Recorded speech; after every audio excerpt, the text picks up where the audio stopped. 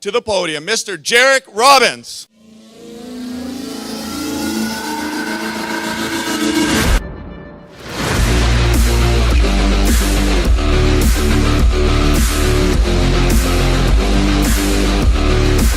Hey everyone, welcome back to another episode of JRCtv. If you're tuning in, we are very excited. We have a very special guest you should be able to see here.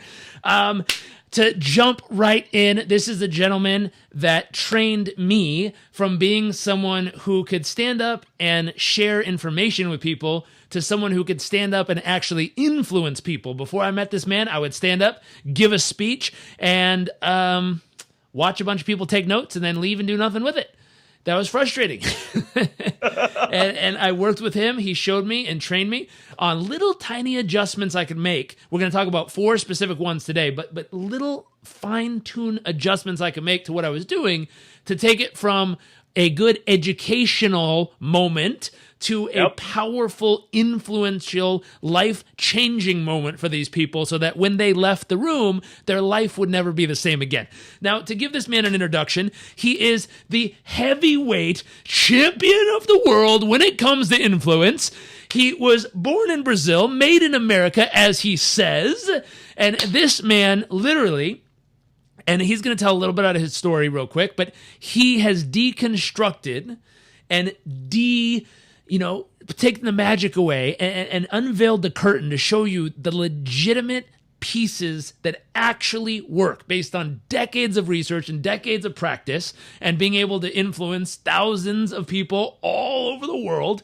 But he'll give you the details on this. It's Mr. Roberto Monaco. So Roberto, thank you for joining us. Thanks so much, buddy, for inviting me. I'm super happy and excited and grateful to be here with you because one thing I know about you, bud, you're very, very concerned with serving and helping people, and you're so committed to always, and even they say, hey, man, I'm sorry, man, I'm changing lives. We were back and forth a test, and I love about you because you're the real deal, a professional coach who the number one intention is to serve people, and you come from your heart. So when you invite me to this interview, I was super honored to be here with you, buddy. Well, we're privileged to be here, and I'm excited to shoot. We just did a training for our Performance Coach University people. I've got literally 3 whole pages of notes back and front going on over here. So I'm excited to share some of this magic with our JRCtv community around the world. People will be listening on our podcast, on Facebook Live, wherever you're listening from. Please make sure in the comment section to ask lots of questions. And really, truly, what we'll do is we'll take those, we'll get them over, and then we'll come back and answer them for you. So love to know wherever you're tuning in from. Number 1, where you're tuning in from. Number 2, I'd love to know 3 things you're grateful for in the comment section as we're going through this conversation. That's for everyone watching. Well, I'm grateful to be here today. All right. There we go. Started off strong. So with this, let's give everyone, just a miniature version of how did you get to where you are today?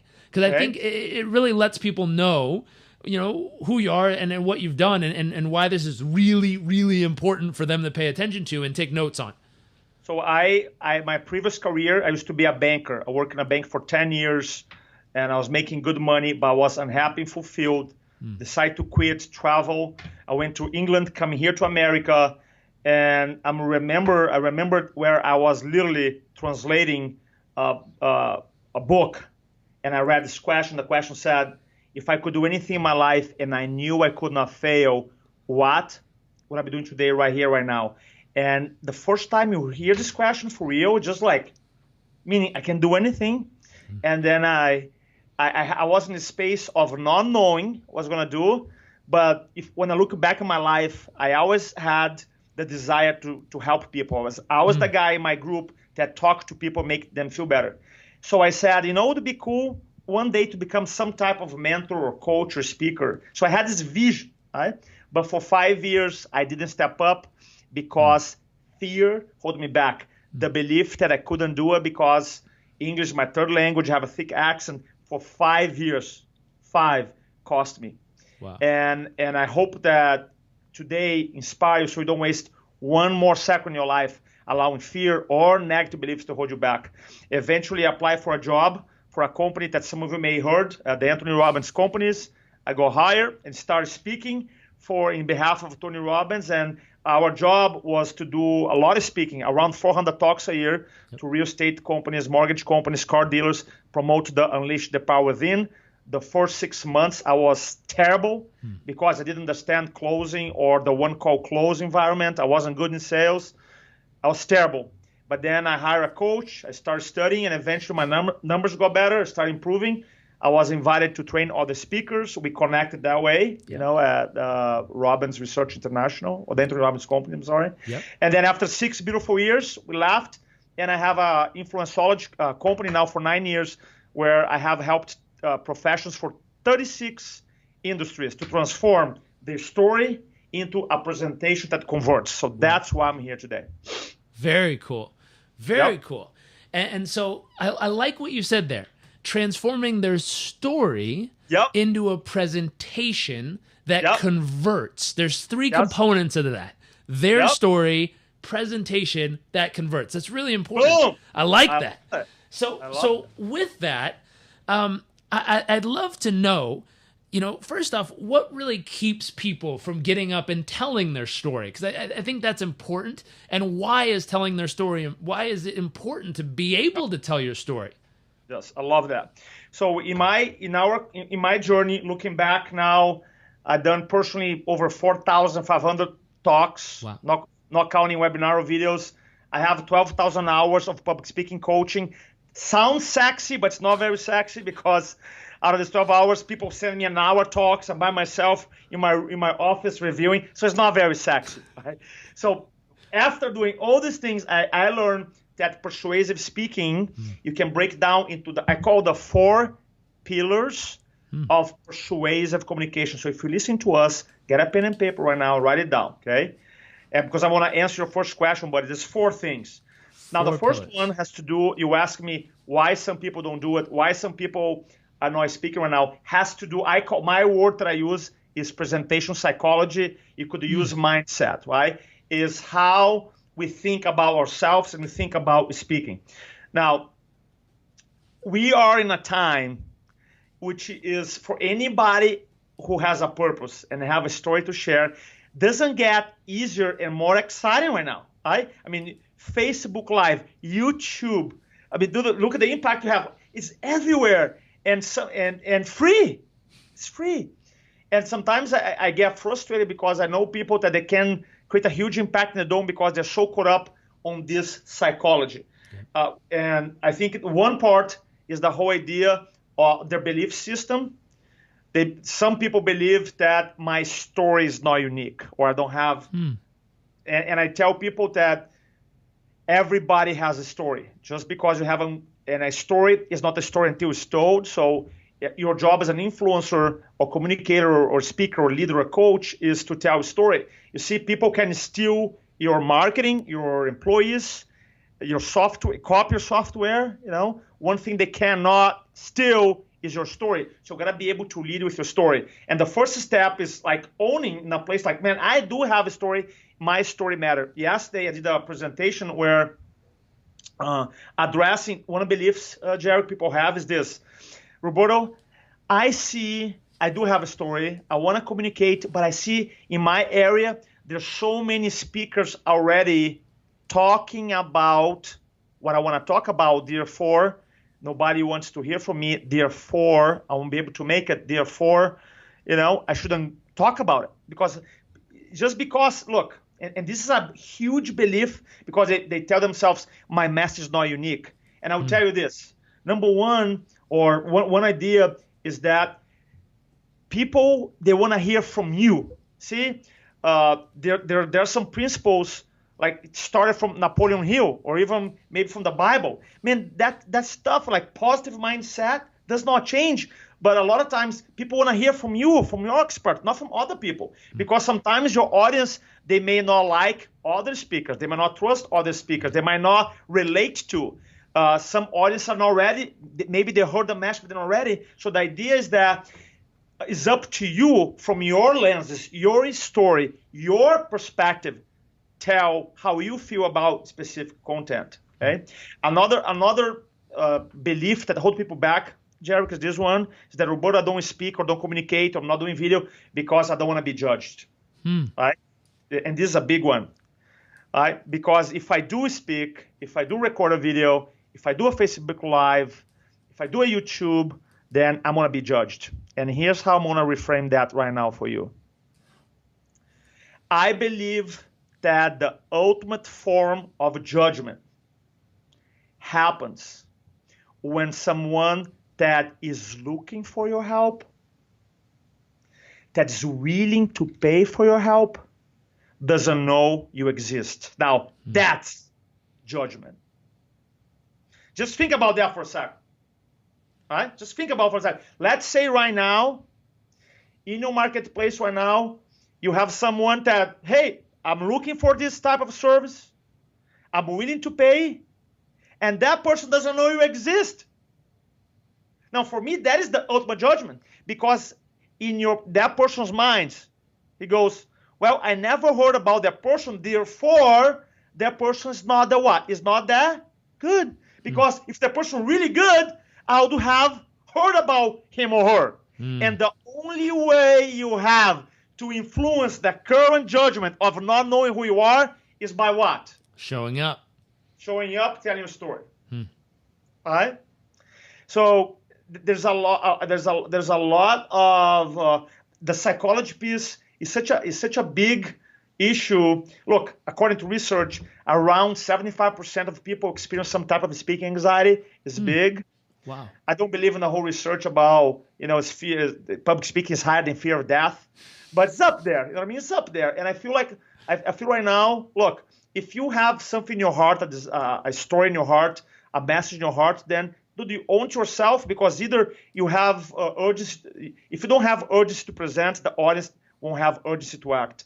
And if you wanna, either you wanna be excited right now to share, you're gonna experience regret. Which one? Because look back in your life 20 years from now, 30 years from now, and then, man, I wish I had stepped up. I met Jairek, great coach, right? Help me. Like, I hope they hire and work with you, buddy, because I see the transformation you're doing, people, and they either gonna experience either fulfillment, acceleration from, like you teach, live on purpose, achieve great things, or I feel like in the end of the day, people they experience regret. So the psychology of speaking is big. Does that make sense? Huge sense. Huge sense. It makes total sense. Allowing that person to get out of their head, to realize that they have a story, that even though there's other people who might have been through similar things, I always tell people you could be standing in the same situation side by side watching the same thing happen, but you have totally different experiences of what happened. And like you said, people can argue with facts, but they can't argue with your experience because that's your experience that happened. And therefore, that is your part of the story. You can be side by side, but you have to tell your experience so that people can hear another viewpoint or vantage point of what happened. Not only that, I like what you said on don't be judged, that the fact that, how in the heck is anyone going to ever find you and make the ultimate judgment? And the ultimate judgment is if they choose to invest with you or not. People talk all day long, but I'm more interested of, hey, if that's the person that needs my service, wants my service, and really truly could use it in an effective way to better their life, to better their business, to better their health or their relationships or whatever, that's the ultimate judgment. Are they willing to take out their credit card or take out their cash and say, let's do this and actually have a better life because of it? And that's the real true judgment. Like what they say, anyone can say anything. Like I could be like, that's blue, that's green, doesn't matter. At the same time, though, are they willing to take action and do something about it, whether it's enrolling with you or taking what you shared with them and actually doing something with it? What used to drive me nuts is, before I met you, I'd go share something with a group of people that I know could change their life. They know could change their life. There's scientific evidence and proof from the greatest universities on earth that it can change their life. Proof. And they do nothing with it.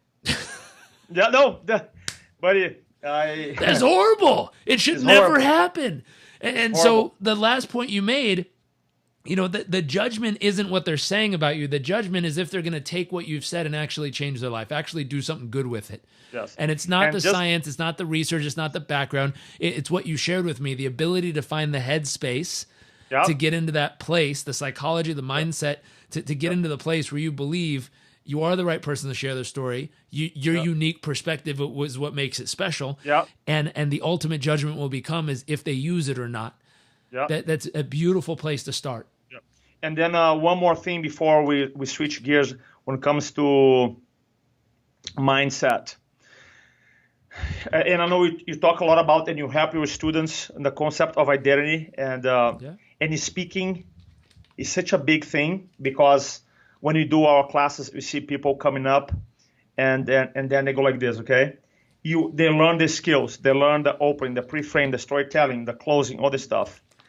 And then when I started back in 2002 analyzing speakers, I noticed that you could give the same information to different people. Some of them are gonna run with it, implement. Some people just don't do anything about it.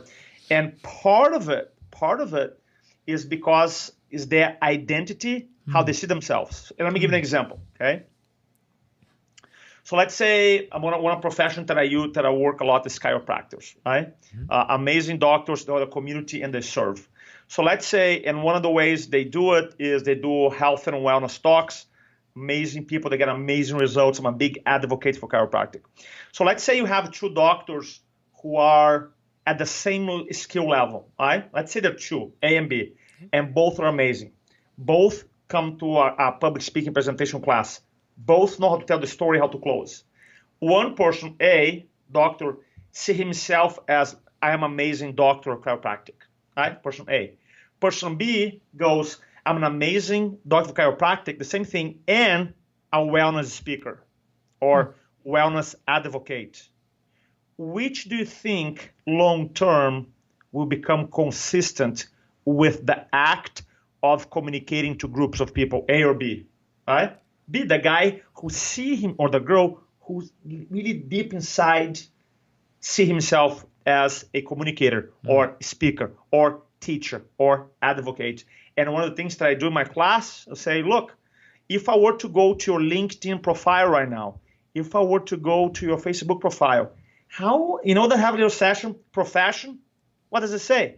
Does it say speaker? Does it say advocate? Does it say, because how the moment you change how you see yourself, your audience see how they see you. And a lot of people, they complain about, oh man, I don't have speaking gigs, Well, because they don't know you speak. I got you today. And San Diego's 11:36. We're recording since 10. Before 10, I got you. They came in. Two.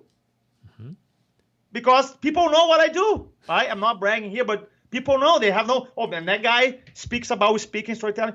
And the idea is that, did you have to see yourself? A lot of times, buddy, which I want to shift gears, the second pillar, is that the whole psychology piece, you have amazing professionals. You have professionals, amazing stories. They have helped, thousands of people to solve problems, change people's lives. And sometimes they are not out there speaking or advocating, whatever you want to call, or become a thought leader, an influencer, because they just can't see themselves that person. They have the skill. They read a couple books. They watch the TED Talks.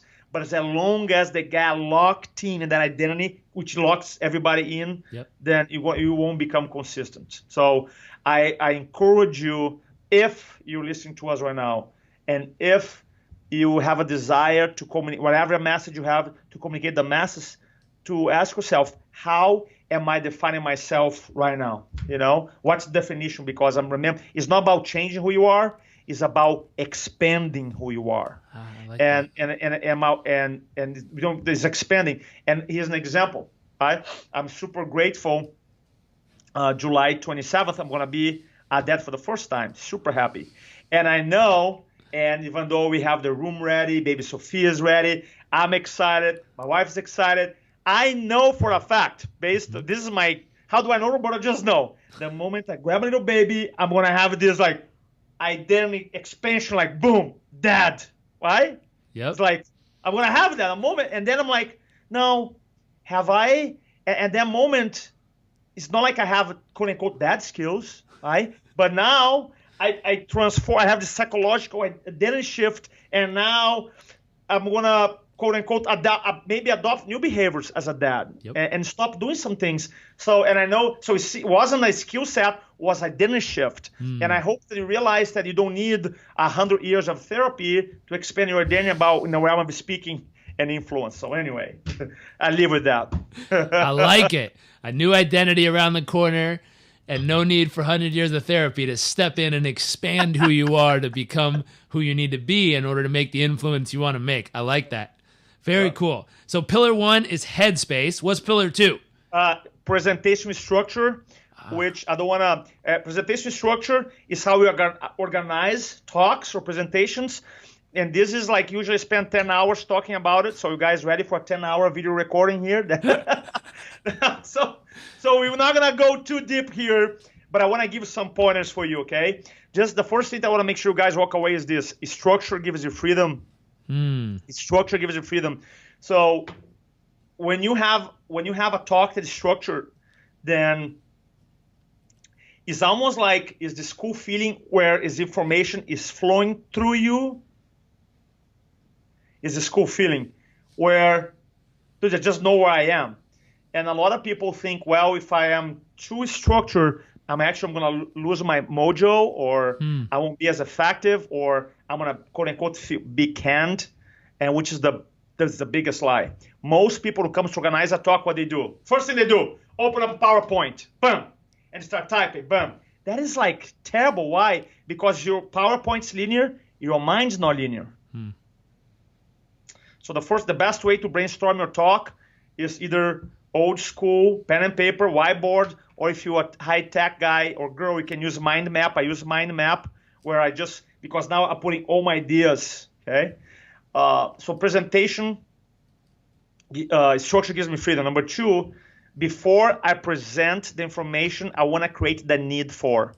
So some of us, we get so excited about talking about our stuff that you forgot to talk about creating the need for what you're talking about, okay? And the one way is that you can talk about the need is this quick framework, okay? I'm not gonna get into it, but when it comes to presentation structure, let's go real quick because it's kind of hard to explain. I'll get into it. All right, so a presentation has 5 areas, okay? If you wanna write down, opening, pre-frame, body, pre-close, and close. I want to say again, opening, pre-frame, body, pre-close, and close. Opening, pre-frame, body, pre-close, and close. Opening is how we start a talk. Obviously, different talks, according to the context, might be different. You can start a talk with a story, a quote, an exercise, physical activity, have people stand up, raise their hand. So you want to make sure you have a powerful opening. Pre-framing, I'm not going to get into in this call, but the best way to explain pre-frame is like this. It's like, let's say I'm in a party, and then everybody's dancing here to my left. And then Jairek texts me and say, hey, man, how was the party? Take a picture. And I go to get my phone, and I take a picture from the wall. Right? Everybody's dancing here, and I take a picture from the wall, send to him like, this is not a party, this is a wall. Right? It's because I frame my phone incorrectly. I should frame people dancing. That's framing. Framing means that what you want your audience to notice and focus on. Okay? Which I'm not going to get into it. But the body, I want to give a framework. A body is how you lay out your story. So in persuasive speaking specifically, I like to use this framework, and will explain why. If it writes down problem,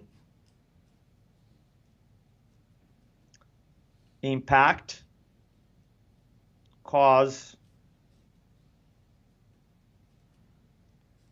solution, how the solution works, and prove it. All right? So problem, impact, cause, solution, how the solution works, and prove it. Now, when I build up my talks, if all you get from this call in a structure, you follow this: problem, impact, cause, solution, how the solution works, prove it that it works, you're going to be gold. All right? Now, Roberto, why in persuasive speaking you like to talk about the problem, and the cause, and the impact and the cause? Why? Because your audience they fall into this they are in one of three spots. Number one, they don't know they have a problem. So let's say someone now is depressed, they're drinking a lot, and they don't know that the problem is they don't have purpose in their life, right? They just don't know. And part of the depression, anxiety, the drinking a lot, man, or maybe they have their values, they have conflicting values, right? Or they have a purpose. Or they have limiting beliefs, and you as a coach, as a professional, you can help, but they don't know. They have no clue. They just don't know. That's why you gotta always elegantly introduce the problem. The second type of person is the person who knows that he or she has a problem, right? But doesn't have urgency. It's like, I heard this motivation speaker before talk about purpose. I know that I'm like running my life I'm going in, running in circles. I'm not doing anything in my life. I heard about it. I know I got to do something about it. I know I have to overcome my fear, but I'll keep drinking right now. I'll do something about next month, right? So that's kind of like someone who has been exposed to the problem, but doesn't have urgency to change. And then the third very small piece of the population is that someone who knows have a problem, someone who has urgency to change, and actually is shopping around for different coaches or consultants or trainers, whatever. Then your job to using, that's why I like to talk about the problem elegantly. I talk about the impact, and the impact, I want to create some type of leverage in my talks where they feel the problem and create some urgency, and talk about the cause of the problem elegantly, so that when I talk about my solution, how the solution works, I'm fixing the cause. And then obviously the third part is prove it. I'm just adding social proof. So if you forget about the opening, pre-frame, and pre-close and close, which I'm gonna give some ideas, then the whole body of your talk, which is around 70% of the communication, if all you get from this call, you always introduce a problem, and you can introduce using market data. You talk about the impact of the problem by ask questions or maybe telling stories. And you elegantly talk about the cause, and eventually you shift and go into, here's my solution, here's how it works, and make sure you talk about the how, we talk about solving the cause of the problem, and then you prove through client stories and testimonials that your product or service works. Then that is a kick-ass framework. So that's the body. Then you have the pre-close and close. The pre-close is how you introduce your offer. And then a close, have an emotional close in the end. Now, when you go back to the fourth pillar, I'll refer back to the pre-close here. But overall, our talk has 5 major areas: opening, pre-frame, body, pre-close, and close. And the body here, which is around 70% of anybody's talk, I want to make sure we spend enough time today just giving these ideas, introduce the problem, talk about the impact, the cause of the problem, shift the solution, how it works, and bring some stories to prove it. So I think that would be a good start to help you out. I love it. And so with that, I like the 3 different frameworks that people can be in. Either they don't even know they have the problem, or they know it, but there's no urgency to change, or they know it, they have urgency, and they're shopping. They're ready to find someone to help them bridge that gap. Now, what's interesting, when you get into the body, so you've done your opening, you've framed it, you framed it properly, like you said. And then you get to the body. I like what you said about market data. Because a lot of times people say a problem of, well, how many people struggle with X? And now, what if you're in a room of 1,000 people, but only one dude raises his hand? It doesn't look like anybody struggles with it. And there's no proof. But I like what you said. You bring up a study and say, hey, I did a study on 5,000 people, and based on the 5,000 people, 72% said this. And all of a sudden, even if no one in the room raises their hand, you've just proved that a good majority of people struggle with the concept you're about to talk about. That's brilliant. Because otherwise, you're taking a real risk if you wait till you get in the room to see who does and who doesn't, versus telling them research shows. So one of the things that I do too is like, it's just like more like a metaphor in my mind. And it's kind of like a reverse triangle or pyramid where I start, like, let's say the tip is in the bottom. So I start with the global pain, right? So introduce the problem. And then eventually the tip of the bottom of the pyramid, I want to make personal. So I introduce, did you know that in America, 75% of people experience fear of public speaking? Did you know that XYZ research shows that the number one skill for executive is communication, public speaking, presentation skills? So now I start building up, and then eventually I'll be like, how many of you, and here's the language, if you or someone you know, right? So now they'll be like, well, because sometimes you said something really powerful, people might be, they don't want to raise their hand, right? But they'll be like, how many of you or someone you know that sometimes they know should be speaking, but it's not? They'll be like, well, he said someone I know, but they identify themselves and start creating these commitments. Eventually, I want to use a lot of self-persuasion because self-persuasion means that when I tell something, they doubt it. When they tell me, it's their idea. So I built in self-persuasion exercise in my talk so that by the time I talk about the problem, they impact the cause, they be like, they're, okay, man, we do have, not everybody, but we experience these challenges, you know? So I feel like another thing too, Jairek, is I believe that, I don't believe in information, right? Let me go back 10 seconds. I believe in information. I don't speak to inform, I speak to transform, right? I like it. Is different than saying, I'm going to share some information. I don't have the mindset because if you go to Google, how much information can you find about public speaking presentation? 1 billion? How many books?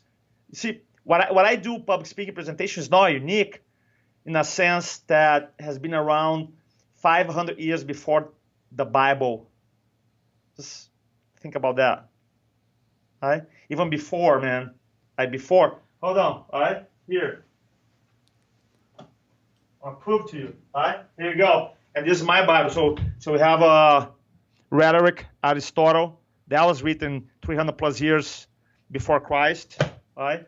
And then you have Cicero, has been 30 years after Christ, is written all these volumes. And this one was a couple years, Quintilian, right? 5-book volume, half in Latin, half in English, on literally, they call the orator's education. At that time, you got to go through, they start educating speakers since they're like little kids. Wow.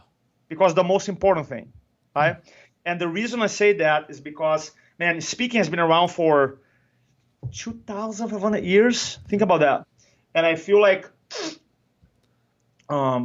is the uniqueness of your message, your story, the psychology, the structure that makes anybody unique. And I feel like anybody here could benefit from it. So I'll throw a strange fact in there. We were just over traveling, and we took my grandparents for their very first time to Europe. So we took them to Barcelona and Spain, and then brought them home. And my wife and I snuck away and snuck into a museum, and we were reading facts and data about ancient Egypt and different ancient civilizations. And the one thing they would do when they wanted to try to end a legacy, end a story of a culture, so they were trying to get rid of a whole culture on the planet, the first people they would find were the storytellers, and they would try to get rid of all of them, because when they got rid of all the storytellers, the culture ended, because there was no one left to tell the story of who they were for it to extend into the future. So that is an amazing piece of information. After the call, and I'll make sure they get that, because I had no idea. And so what's interesting is, for people listening, what's the story of your family? And how will that be told forward? Because whatever the story is of your family, of your clan, of your community, of the people you belong to, if that story stops being told, you cease to exist. Because like you said, a story is only a story when it's told. The story of who you are, the story of the important people of your legacy, the story of how your family, your community has impacted the world in some way, the difference you've tried to make. If people stop telling the story, it disappears. And so the concept of, have you practiced, have you learned, have you embodied the story of what you represent and who you are and what your family means and the legacy you want to leave as a community of a family, and have you prepared generation after generation to be able to speak forward the story of who you guys are? Otherwise, if you don't, the legacy of who you are disappears, and no one will ever know past that point, the moment the story stops. So if there's someone in your family that doesn't know how to pay forward that story, you might want to help train them up a little to get them in a position where they can learn to tell that story of who you were and why you're here. Man, that's so powerful. That's so powerful. Thanks for sharing that. I didn't know the whole idea about the try to eliminate storytellers.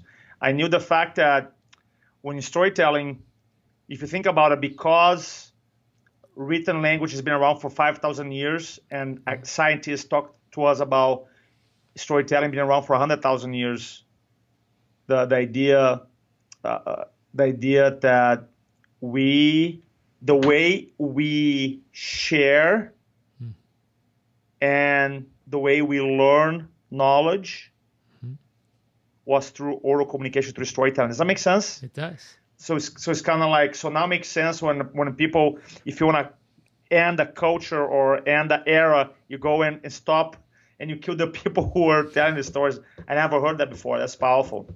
It makes a whole culture disappear. I was with a friend who was over in a part of, he's from Egypt originally, and there's a certain part of Egypt that there's some conflict going on between the Egyptian people and where he's from, Nubia.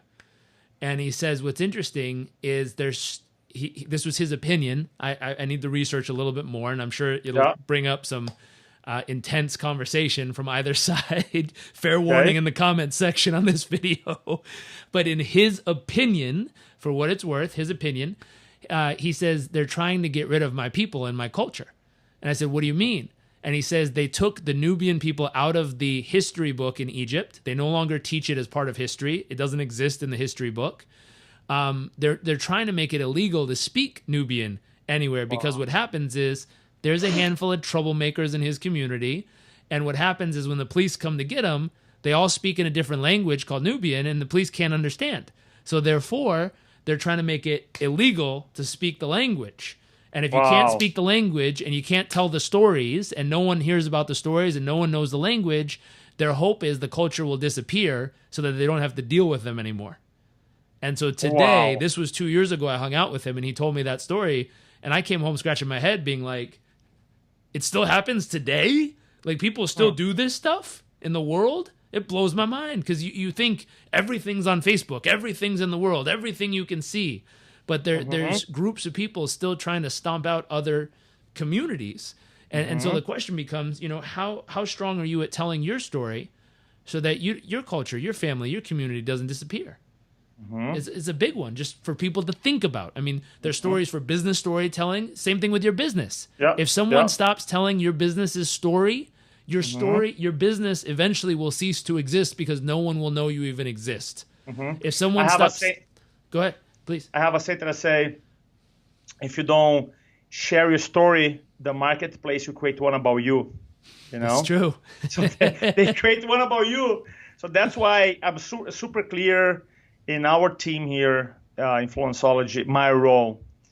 Share the stories, advocate, speak, record videos. That's my role. And embrace that happily. I love it to be able to share, inspire. I got inspired, still inspired by people like you, buddy. The impact you make. So I'm always plugging in. So I get inspiration for myself to keep, going out there and speaking and sharing. So very important. So hold on. We had number one, headspace. We took a left turn with a story there. So number one, headspace. Number two, structure. And I think you said 4. So what's 3 and what's 4? Number three, I call presentation delivery, which, man, it was like I have 3 minutes left. I see you got too excited, man. Presentation delivery has to do anything with eye contact, body language, engaging the audience, how you manage the room, the energy of the room. And the fourth one is I call increments of influence, which means that how do you use science to help you convert more? And I give a little piece here. I have 1 more minute. Is this? Every time I speak, I always, when I'm in a setting of selling, I always include freedom of choice.